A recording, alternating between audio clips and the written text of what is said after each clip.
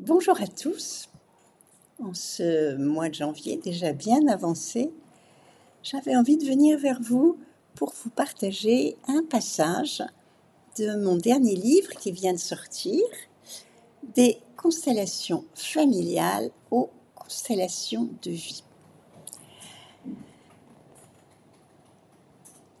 Un des points qui m'a intriguée est de savoir s'il y a un lien entre le système familial dans lequel nous sommes nés, le système familial qui prend soin de nous, et notre choix d'incarnation. Se pourrait-il que l'aspiration de l'âme participe à ce que nous choisissions un contexte familial propice à notre croissance spirituelle? Vu sous cet angle, les obstacles deviennent des tremplins favorables à la réalisation d'un talent, d'une qualité nouvelle.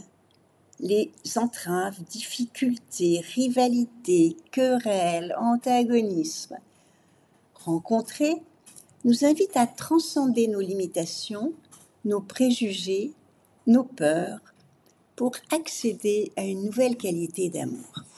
Et comment cette histoire de vie antérieure, puisque il semble que quand on est sorti de l'espace-temps dans lequel nous vivons, nous soyons hors du temps, donc le temps n'existe pas, tout serait simultané.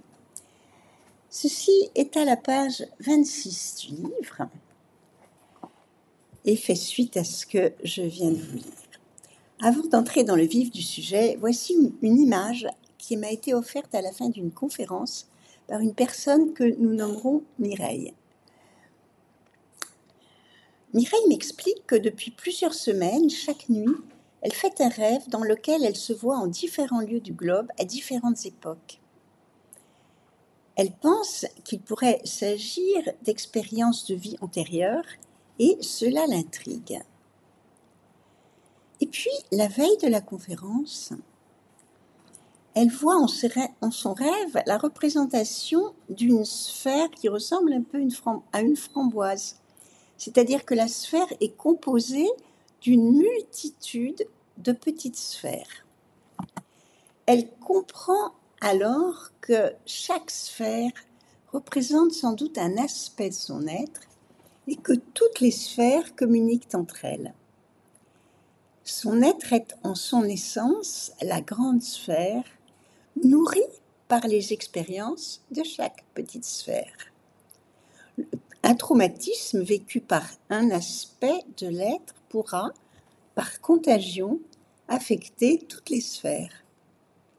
Et à l'inverse, ce qui est résolu par un aspect de l'être dans une sphère spécifique est disponible pour toutes les autres sphères.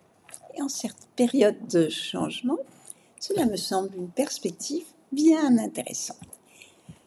Je vous souhaite une belle journée, un beau mois de janvier, de tout cœur avec vous.